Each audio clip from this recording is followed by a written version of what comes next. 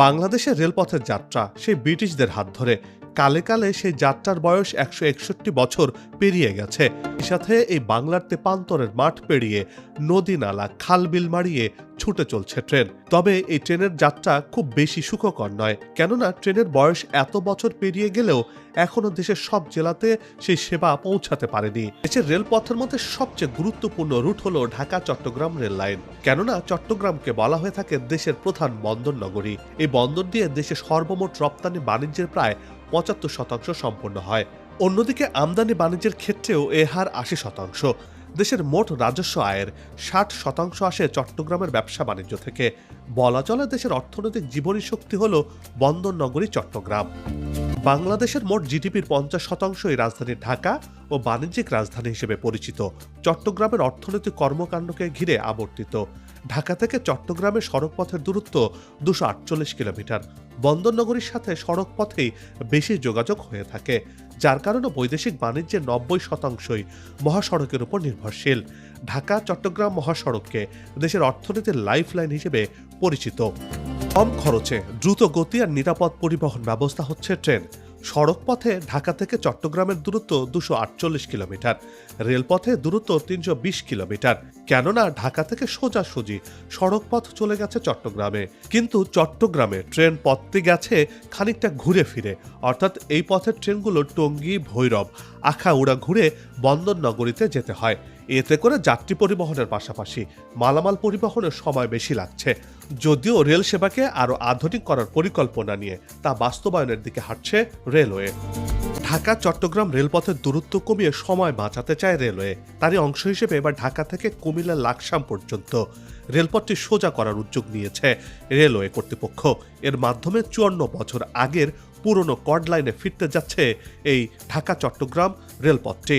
বর্তমানে কারিগরি সহায়তার মাধ্যমে রেলপথটির সম্ভাব্যতা সমীক্ষা ও নকশা প্রণয়নের কাজ এগিয়ে চলছে। এ প্রকল্পের মাধ্যমে এরই মধ্যে ৩টি সম্ভাব্য রুট চিহ্নিত করা হয়েছে। ১৯৬৯ সালে প্রথমবার কর্ড লাইন প্রকল্পটির উদ্যোগ নেওয়া হয়েছিল।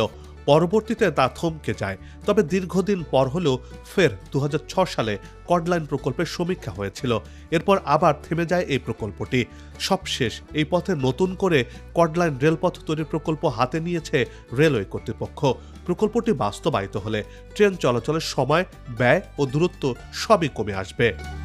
Railway connectivity improvement preparatory facility নামের একটি প্রকল্পের মাধ্যমে ঢাকা লাকসামের মধ্যে কর্ড লাইন নির্মাণের জন্য এই সমীক্ষা করা হচ্ছে।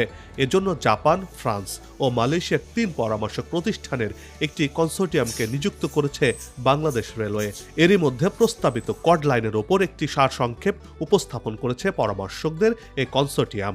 তাতে সম্ভাব্য রুট ৩টির বিস্তারিত তুলে ধরা হয়েছে। রেলওয়ে বলছে, বর্তমানে ঢাকা থেকে ভৈরব, ব্রাহ্মণবাড়িয়া ও আখাউড়া ঘুরে কুমিল্লা পর্যন্ত ট্রেন আসতে অনেক সময় লাগে। রেল ম্যাপ অনুযায়ী অনেকটা ইউ টাইপের লাইন পাড়ি দিতে হয় এই ট্রেনগুলোকে। এতে করে সময় বেশি লাগে। এই উল্টো পথে অনেকটা ঘুরে ঢাকা থেকে চট্টগ্রামে যেতে পাড়ি দিতে হয় ৩২৪ কিলোমিটার, যাতে সময় লাগে প্রায় ৫ ঘন্টা। কর্ডলাইন নতুন রেলপথটি নির্মাণ হলে ঢাকা চট্টগ্রাম রুটের দূরত্ব কমে প্রায় ৯০ কিলোমিটার। এতে করে ১.৫ ঘন্টা সময় কমে যাবে।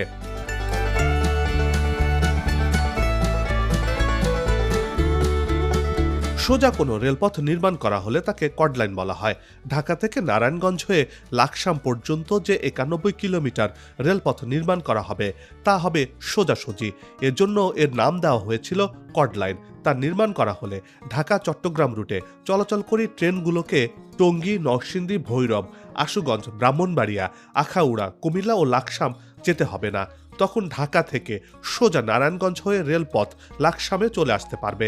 আর বর্তমানে ঢাকা থেকে নারায়ণগঞ্জ পর্যন্ত ডাবল লাইনের রেলপথ নির্মিত হয়েছে। এতে করে খুব সহজেই ঢাকা, চট্টগ্রাম কিংবা পর্যটনের নগরী কক্সবাজারে যাতায়াত করা যাবে রেলে চড়ে।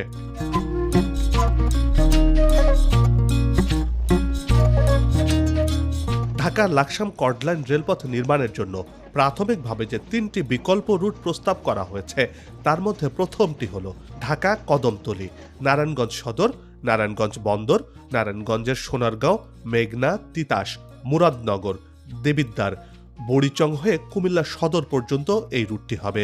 এই রুটের দৈর্ঘ্য ৮২.৫ কিলোমিটার। কুমিল্লা রেলওয়ে স্টেশনের ৩.৫ কিলোমিটার উত্তরে নতুন রেলপথটি ঢাকা চট্টগ্রাম রেলপথের সঙ্গে সংযুক্ত হবে। প্রাথমিক পরিকল্পনা অনুযায়ী এই রুটের ২০.৭ কিলোমিটার অংশ তৈরি করতে হবে উড়াল পথে।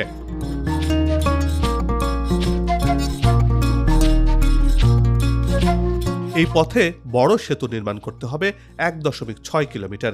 এর বাইরে তৈরি করতে হবে ৩.৭ কিলোমিটার দীর্ঘ মেঘনা সেতু। শিল্প এলাকার উত্তর দিকে তৈরি করতে হবে এই সেতুটি। রেলপথের জন্য বাঁধ তৈরি করতে হবে ৫৫ কিলোমিটার। সব মিলিয়ে অপশন ১-এর জন্য প্রাথমিকভাবে নির্মাণ ব্যয় প্রাক্কলন করা হয়েছে ৬১,৭৩৮ কোটি টাকা।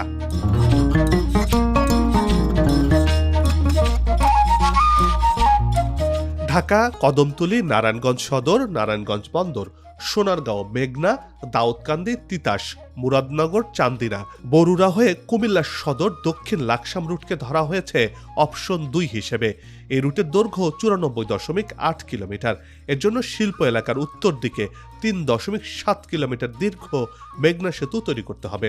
এই রুটে বড় সেতুর প্রয়োজন পড়বে ২.৭ কিলোমিটার।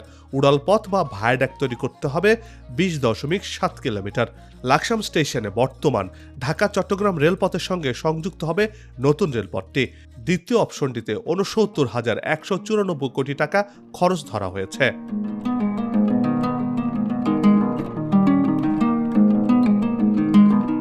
অপশন ৩-এ বলা হয়েছে ঢাকা কদমতলী, নারায়ণগঞ্জ সদর, নারায়ণগঞ্জ বন্দর, সোনারগাঁও, গজারিয়া, দাউদকান্দি, চান্দিনা, বরুড়া, কুমিল্লা সদর দক্ষিণ লাকসাম রুটটিকে।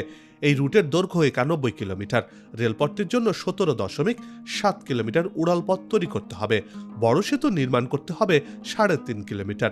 শিল্প এলাকার দক্ষিণে নির্মাণ করা হবে মেঘনা সেতু, যার দৈর্ঘ্য ৩.৫ কিলোমিটার। লাকসাম স্টেশনের বর্তমান ঢাকা চট্টগ্রাম রেলপথের সঙ্গে সংযুক্ত হবে নতুন রেলপথটি। অপশন ৩-এ ঢাকা লাকসাম কর্ড লাইন নির্মাণ করতে খরচ ধরা হয়েছে ৬৫,৮৪৩ কোটি টাকা।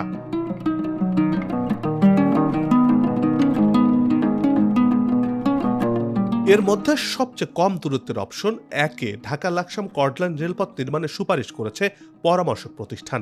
তাদের সুপারিশ অনুযায়ী এই লাইনটি হবে ব্রডগেজের। ভার বহন সক্ষমতা বা এক্সেল লোড হবে ২৫ টন। ডিজাইন স্পিড হবে ঘন্টায় ১৬০ কিলোমিটার।